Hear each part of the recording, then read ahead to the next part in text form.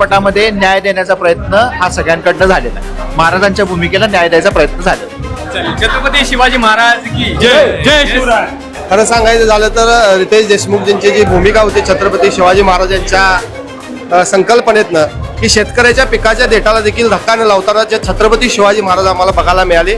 खऱ्या अर्थानं आज स्वराज्यामध्ये आज आम्ही आहोत का काय असं आज या ठिकाणी आम्हाला वाटलं आणि खऱ्या अर्थाने इथून पुढच्या काळामध्ये आम्ही महाराष्ट्रामध्ये एक मावळा म्हणून त्या ठिकाणी चांगलं काम करू. धन्यवाद. जे एंट्री मारल्या सस्पेन्स नाही जे एक एंट्री मारल्या ते आम्ही एक्सपेक्ट केलं नव्हतं. एवढा मोठा कलाकार एक साईड रोल करतो. जर शिवाजी महाराज कसं दिसतायत किंवा कसे होते हे जर बघायचं असेल तर हे मूवी बघायलाच पाहिजे, कारण एवढं अप्रतिम त्यांनी प्रदर्शन केलेला मूवीचा. शिवाजी महाराज कसे होते, त्यांचा जन्म त्यांनी दाखवला.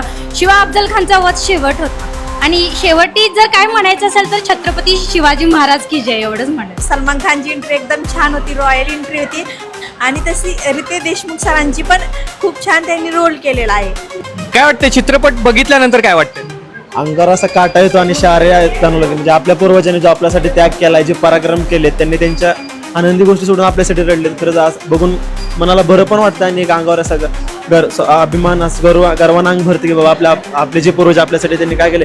महाराजांच्या वाटेला जो संघर्ष आलाय, त्यांनी जो आपल्यासाठी त्याग केलाय, ते विसरणं आपल्याला अजिबात जमणारच नाही.